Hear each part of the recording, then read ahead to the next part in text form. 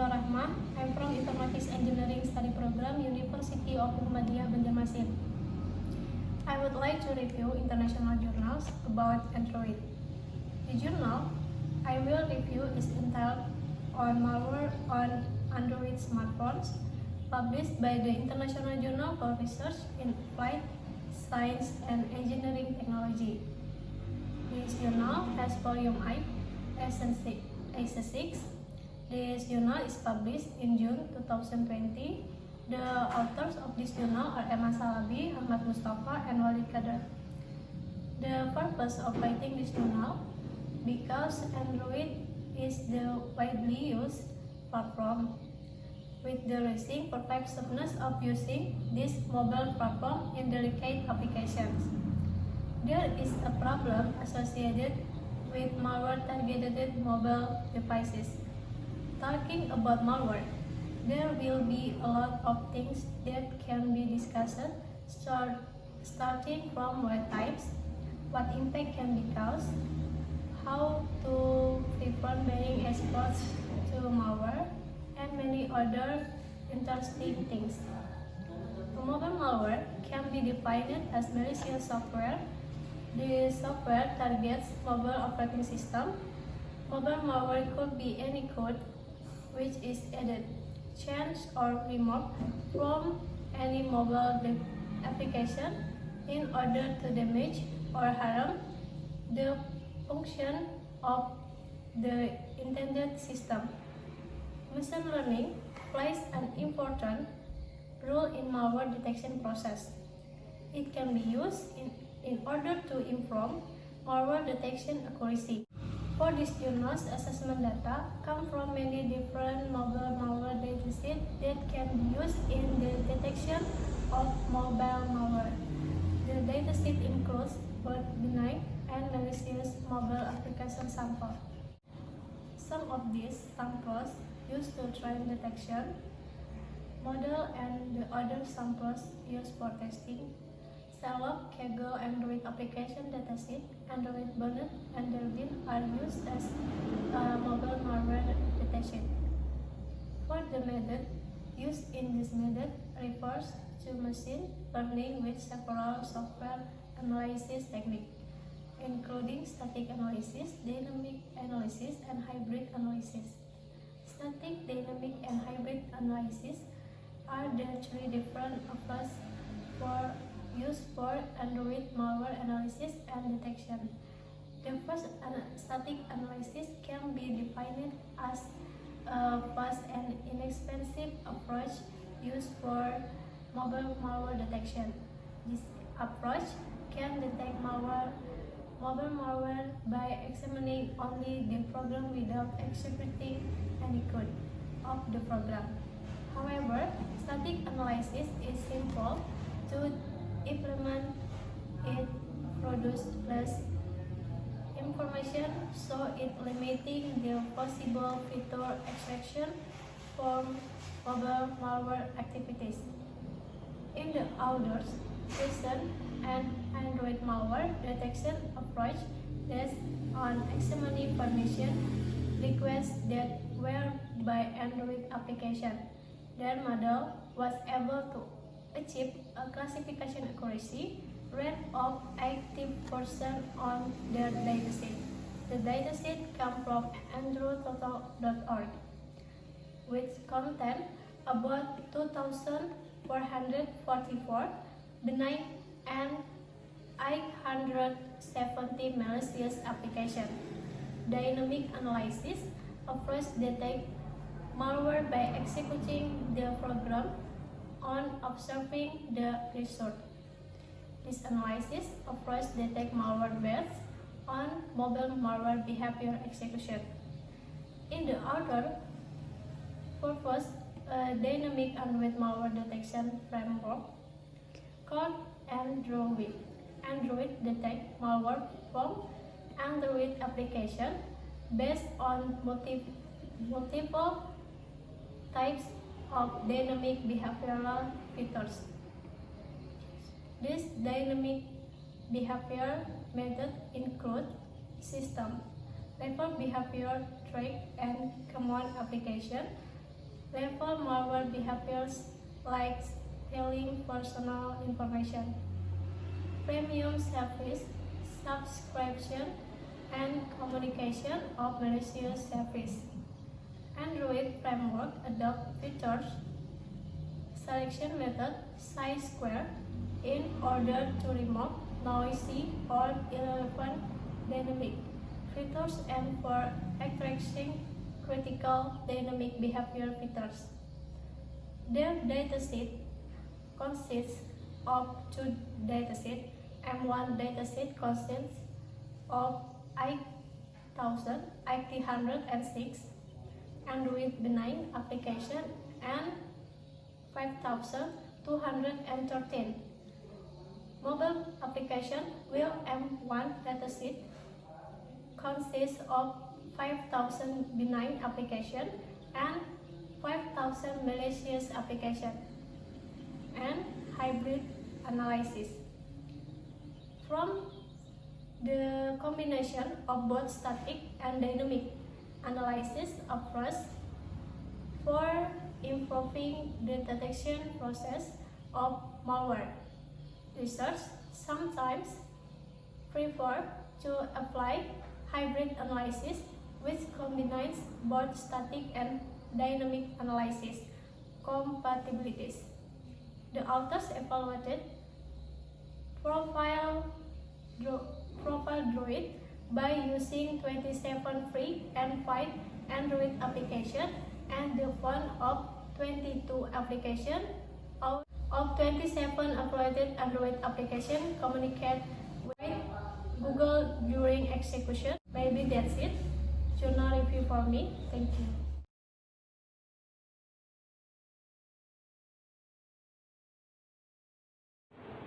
Assalamualaikum warahmatullahi wabarakatuh. Di sini saya Hamdani dan teman saya Gustinita Fauziah akan menjelaskan tentang deteksi malware pada Android menggunakan fitur halus. Smartphone telah menjadi bagian integral dari kehidupan kita sehari-hari. Data baru untuk Desember 2018 menunjukkan bahwa Android adalah sistem operasi seluler yang paling populer, dengan pangsa pasar di seluruh dunia sebesar 75,16%. Aplikasi berbahaya Android terus bermunculan tanpa henti, dan masalah keamanan ini semakin menjadi perhatian di bidang industri dan akademis. Sejumlah besar penelitian terhadap malware Android telah diajukan. Saat ini, analisis statis dan analisis dinamis adalah dua jenis metode deteksi utama. Setiap pendekatan memiliki kelebihan dan kekurangan. Metode analisis statis seperti Kirin, Papriori, dan Drebin menganalisis aplikasi tanpa menjalankan program yang memerlukan biaya overhead rendah. Namun, metode tersebut tidak dapat menahan anti-decoupling and obfuscation. Sebaliknya, metode analisis dinamis seperti TimeDroid dan PetDroid mengeksekusi aplikasi secara real-time untuk mendeteksi malware, tetapi sulit untuk memperoleh semua jalur eksekusi. Dengan malware yang berkembang pesat, metode pembelajaran mesin digunakan untuk melakukan deteksi malware Android. Akibatnya, mengumpulkan fitur-fitur yang mempresentasikan perilaku jahat dan lebih baik karena fitur pembelajaran mesin bermanfaat untuk meningkatkan kinerja deteksi malware. Dengan sendirinya, Android memiliki beberapa mekanisme keamanan di berbagai lapisannya. Mekanisme izin yang diterapkan di lapisan aplikasi merupakan mekanisme pertahanan yang penting untuk melindungi sumber daya sensitif di platform Android. Menurut definisi Google, izin dibagi menjadi beberapa tingkat perlindungan. Izin normal, tanda tangan, berbahaya, dan izin khusus. Izin normal memiliki resiko yang sangat kecil terhadap privasi pengguna. Izin tanda tangan diberikan oleh Android selama instalasi. Izin khusus tidak berfungsi seperti izin normal dan berbahaya, yang sangat sensitif. Oleh karena itu, sebagian besar aplikasi tidak menggunakannya. Aplikasi berbahaya harus mengeksploitasikan bahaya permisi untuk menjalankan perilaku bahaya. Aplikasi berbahaya memiliki beberapa fitur kode, seperti Andromalshare menyimpan 86.798 aplikasi berbahaya dan menyajikan informasi statistik dari sampel yang meliputi pemuatan dinamis, kode asli, dan refleksi. Kemudian metodologi deteksi. Untuk mengekstrak fitur yang dapat mempresentasikan perilaku aplikasi dengan lebih baik, FDP memanfaatkan analisis statis untuk mengekstrak fitur utama dan mendekompilasi aplikasi, dan menganalisisnya menggunakan algoritma pembelajaran mesin yang optimal. FDP memilih izin alih-alih API sebagai fitur pembelajaran mesin untuk memastikannya ringan. Izin dan maksud yang dideklarasikan. Aplikasi yang memanggil API sensitif harus mendeklarasikan izin terkait dalam file Android Manifest, izin yang tidak digunakan, dan hak akses root. Beberapa aplikasi menyatakan izin berbahaya, namun tidak ada API yang dipetakan dalam kode Smalley aplikasi, karena izin berbahaya digunakan dalam pemuatan dinamis atau disalahgunakan oleh pengembang. Izin yang digunakan dalam komponen adalah titik terang metode kami. Dalam studi ini, API sensitif digunakan sebagai titik awal untuk melacak kembali pembuatan grafik panggilan. Selanjutnya, fitur kunci mundur-mundur. Dari izin yang digunakan dalam komponen berkontribusi banyak bagi FDP untuk meningkatkan kinerja deteksi. Metode kita harus mundur dari fungsi induk yang memanggil API sensitif untuk mendapatkan informasi komponen. Beberapa situasi dan solusi disajikan sebagai berikut. Pertama, anotasi. Anotasi adalah fitur Java yang banyak digunakan dalam pengembangan aplikasi Android. Yang kedua, komunikasi multi-thread. Android didorong oleh pesan, dan inti dari mekanisme penanganan pesan adalah bahwa satu utas membuka loop untuk terus mendengarkan dan memproses pesan yang dikirim oleh utas lain secara bergantian. Yang ketiga, process and read. Suatu proses dapat berisi beberapa utas yang dapat digunakan sebagai unit dasar operasi independen dan penjadwalan independen. Karena utas lebih kecil daripada proses dan tidak memiliki sumber daya sistem, biaya penjadwalan rendah yang secara efektif meningkatkan pelaksanaan program secara bersamaan antara beberapa program sistem. Kemudian penjelasan selanjutnya akan dijelaskan oleh teman saya, Gusti Nita Fauzia. Saya akan melanjutkan penjelasan dari Hamdani.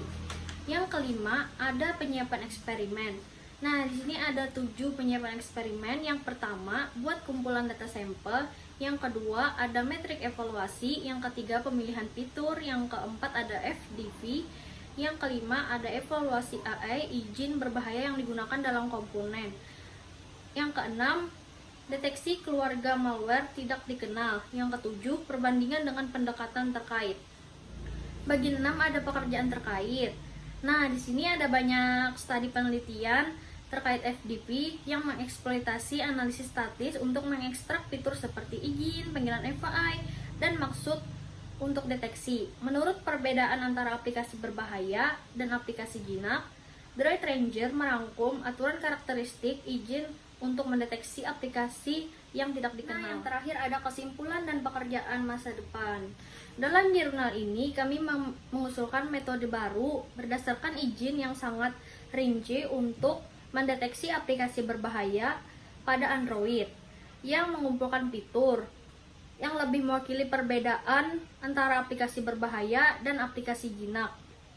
Hasil eksperimental menunjukkan keefektifan metode FDP yang menunjukkan bahwa FDP dapat mendeteksi lebih banyak keluarga berbahaya Android daripada metode yang ada.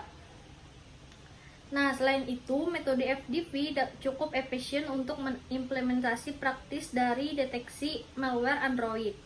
Meskipun FDP termasuk terobosan dibandingkan dengan pekerjaan sebelumnya, FDP masih tidak dapat mengekstrak lebih banyak informasi dan pembebanan dinamis, mekanisme refleksi, dan enkripsi karena keterbatasan inheren aplikasi statis.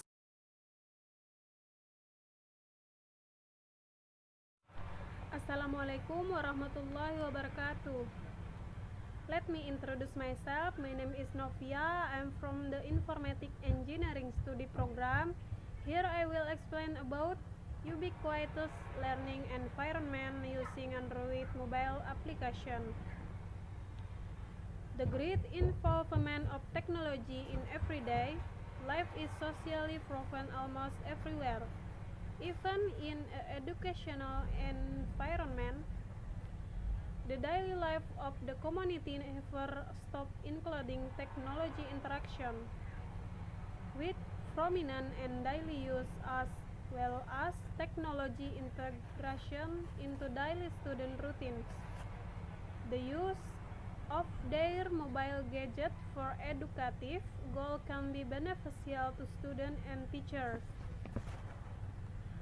My goal here to introduce the use of Android-based e-learning environments to adapt to the learning style of the 21st century learners.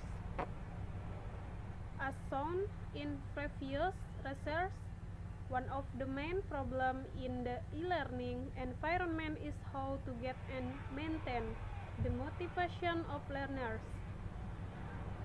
In this slide, this paper explores the use of ARCS model by John Keeler as a relevant learning pedagogy in the original and base database e-learning, the use of LMS, local servers, and website creation.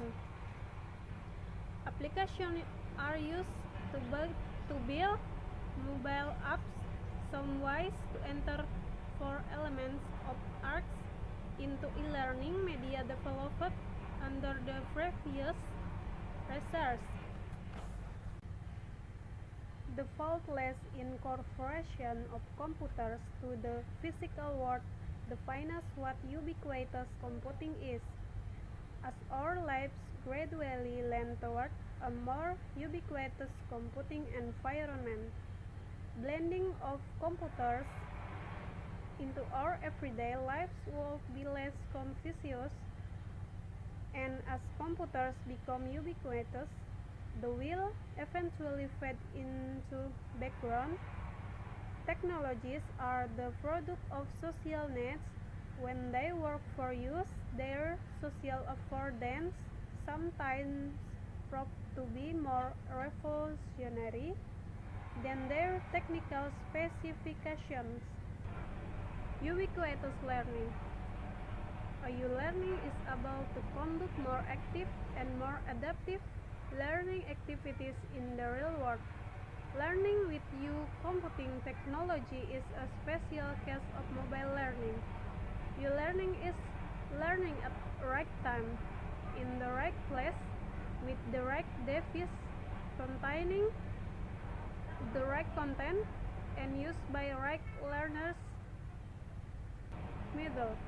Moodle is LMS software and an open source community. It is a free, open source software package designed using pedagogical principles to help educators create effective online learning communities. These pedagogical principles are the basis of social constructions that make Moodle a platform special fit to create learning. Mobile application. Mobile learning is characterized by its potential for learning to be spontaneous, informal, personalized, and ubiquitous. M-learning serves not to replace current web-based application, but only to extend it. This is the reason why ability of integrating mobile application to an LMS is necessary. The portability and immediate communication properties of mobile device influence the learning process in interacting with peers, accessing resources, and transferring data.